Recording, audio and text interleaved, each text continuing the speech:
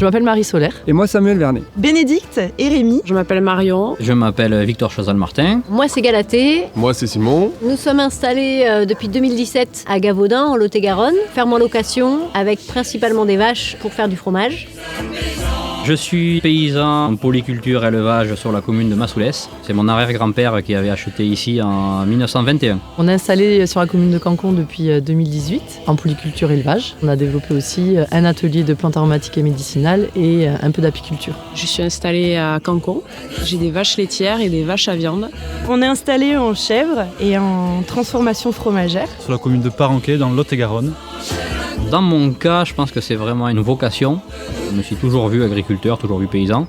On a choisi d'être agriculteur, mais surtout pour faire de l'agriculture paysanne. Pour moi, l'agriculture paysanne, c'est un lieu, une ferme, où les activités se complètent les unes les autres. On optimise tout. Tout se transforme, tout se recycle. Toujours dans un souci d'autonomie, quoi. C'est surtout l'échelle à taille humaine, à taille animale.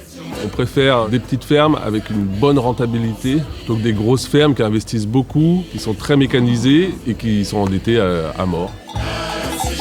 J'ai fait ça aussi pour pouvoir proposer une nourriture de qualité. L'agriculture paysanne, pour moi, c'est une agriculture qui vise à produire une alimentation saine, en quantité, mais en tenant compte des limites de la nature, quoi. C'est une agriculture qui est forcément en lien avec la biodiversité, le climat, la qualité de l'eau. C'est vraiment l'agriculture du futur.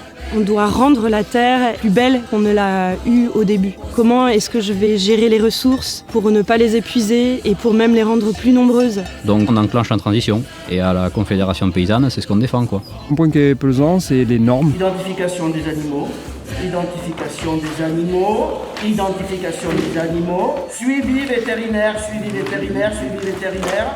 La pression de la bureaucratie, des contrôles qu'il faut subir où on se sent très fragile. C'est lourd à gérer d'un point de vue administratif, donc il y a un réel besoin de simplification. Il y en a une partie qui ont été conçues et poussées par l'agro-industrie pour standardiser les choses. Beaucoup d'innovations en agriculture paysanne, elles sont flinguées par des normes qui ne sont faites que pour la standardisation, quoi. Conditions sanitaires, déclaration nitrate, déclaration nitrate. Les normes, elles sont là aussi pour nous protéger, pour protéger les consommateurs, donc on y est très attaché. Les accords de libre-échange, ça a été beaucoup mis en lumière avec le traité du Mercosur. C'est le principe de la concurrence déloyale. Au Brésil, en Argentine ou autre, ils n'ont pas les mêmes normes sociales, ils n'ont pas les mêmes normes environnementales. Donc en fait, on ne pourra pas concurrencer ce genre de produits qui arrivent beaucoup moins cher.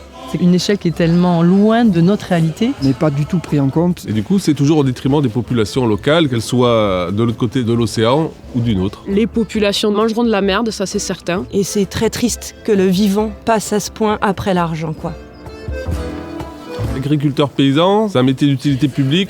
C'est nous qui gérons une bonne partie de l'espace visuel, de l'environnement, de l'apport en nourriture de qualité. Donc il faut qu'on soit rémunéré pour ce qu'on apporte à la société. Si on veut retrouver du revenu, si les paysans veulent retrouver de l'autonomie, en fait, on ne pourra que passer par des politiques publiques fortes. Donc c'est la question économique, sociale, solidaire aussi. Et puis paysans, espèces en voie de disparition. Si on veut quelque chose de soutenable dans la durée, il faut un grand nombre de paysans. Ça participera à la société de demain aussi. Nous à la Conf, ce qu'on veut, c'est des campagnes vivantes qui soient attrayantes, qui donnent envie aux jeunes de s'installer. Des gens intéressés par l'agriculture, il y en a plein. Le principal frein, c'est l'accès au foncier. Et donc là, je pense que c'est la SAFER qui doit avoir un rôle important de régulation du prix. S'il n'y a pas de régulation, on crève la vocation alimentaire des terres. L'agriculture paysanne, c'est un projet vraiment politique. Voter dans les chambres d'agriculture, c'est important parce qu'on fait écouter sa voix. Pour être un syndicat représenté dans les instances. Montrer qu'il y a plusieurs types d'agriculture possibles. Il ne faut pas laisser l'hégémonie à un seul syndicat, quel qu'il soit. Il faut des contre-pouvoirs et instaurer un dialogue qui permette de faire avancer tout le monde. La Confédération paysanne, c'est le seul syndicat pour nous qui offre une vision globale. Une vision durable, soutenable de l'agriculture, qui défend tous les paysans, qui prend en compte tous les enjeux. Qui représente le plus la notion de bien commun. Et qui défend un cap, qui défend un avenir. Et pour moi, il n'y a que la Conf qui sait le faire. J'aimerais bien que les gens s'emparent plus de ces questions agricoles. C'est hyper important de comprendre ce que vivent les uns les autres. Et de toute façon, l'agriculture de demain devra être comme ça, dans le partage, le soutien, le collectif. C'est un métier passion, quoi, qui permet de supporter les difficultés et de vouloir les surmonter.